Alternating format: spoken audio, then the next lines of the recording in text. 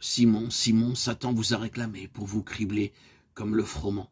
Mais j'ai prié pour toi, afin que ta foi ne défaille point. Luc 22, 31-32. Or les fils de Dieu vinrent un jour se présenter devant l'Éternel, et Satan vint aussi.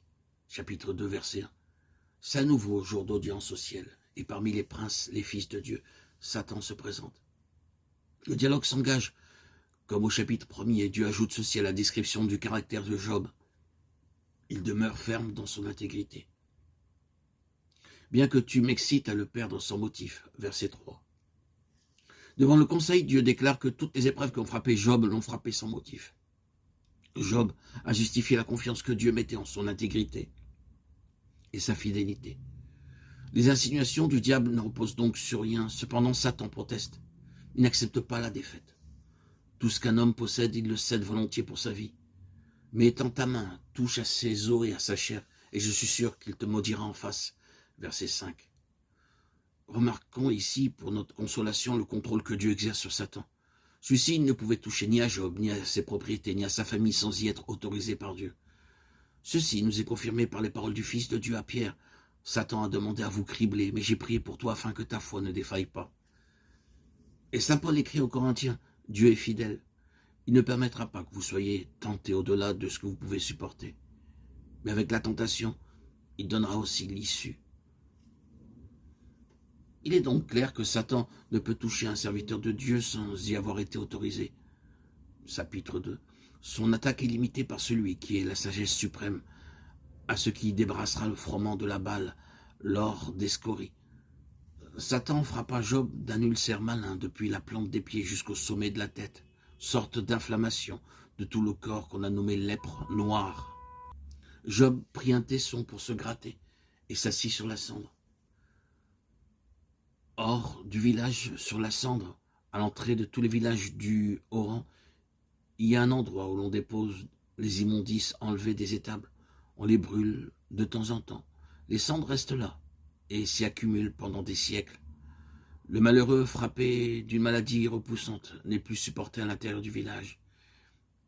Il s'y retire alors. Et Job est assis sur cette cendre. Lui qui avait siégé comme prince aux portes de la cité. Lui, l'un des plus nobles fils de l'Orient. Et sa femme lui dit alors, tu demeures ferme dans ton intégrité. Maudis Dieu et meurs. Chapitre 2, verset 9. Ou renie-le. Renie. Laisse-la.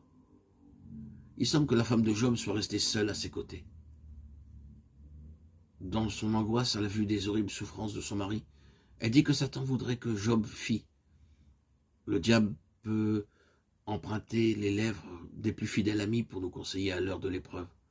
La chose qu'il voudrait que nous fissions, ainsi Pierre essaya de détourner le Seigneur du calvaire. « Aie pitié de toi, Seigneur, dit-il, à quoi Jésus répond, « Retire-toi de moi, Satan. » Il a aussitôt discerné l'inspirateur des paroles prononcées par le disciple. « Renie Dieu et meurs, a dit la femme de Job. Il ne nous est pas dit qu'elle s'est lamentée lorsque le malheur ravit tout leur bien terrestre, ni qu'elle se rebella lorsqu'elle apprit la mort de ses enfants. Mais voir son mari en cet état misérable dépasse ce qu'elle peut supporter. Est-ce ici le lot de celui qui a servi Dieu avec tant d'intégrité? Dieu ne peut être un Dieu d'amour. Autrement, il ne permettrait pas que souffrent ainsi ceux qui le servent. Phrase souvent prononcée par de chers amis au chevet de serviteurs de Dieu, dans le creuset de l'épreuve et de la douleur physique. Mais Job répondit, « Tu parles comme une femme sans piété. Quoi? Nous recevons de Dieu le bien, et nous ne recevrions pas aussi le mal. » En vérité, la consécration de Job est profonde, réelle, complète. En tout cela, Job ne pécha point par ses lèvres. Chapitre 2, verset 10. Que d'enfants de Dieu, hélas, servent Dieu pour le bien qu'ils espèrent en retirer en ce monde et dans le monde à venir, plutôt que par un amour véritable et désintéressé. Les mondains aussi le font. Les uns et les autres trébuchent sur l'écueil de la souffrance. Ils ne comprennent pas que la souffrance a une fonction plus haute que la punition et que l'homme extérieur doit être sacrifié aux intérêts de l'homme intérieur, à ceux du monde alentour et à ceux de l'invisible au-delà. La souffrance du saint, saintement supportée, et pour le plus grand bien de celui qui est éprouvé. Elle est aussi un témoignage pour son entourage terrestre et pour les êtres des sphères invisibles. Job est un véritable serviteur de Dieu. Épreuve sur épreuve tombe sur lui, sans que sa foi chancelle, sans que soit ébranlée son intégrité. Par là, il montre que sa consécration est véritable et qu'il ne sert pas Dieu pour ce qu'il reçoit. Sa foi en la fidélité de Dieu n'est pas ébranlée. Que Dieu donne ou qu'il reprenne, Job bénit encore le nom du Seigneur.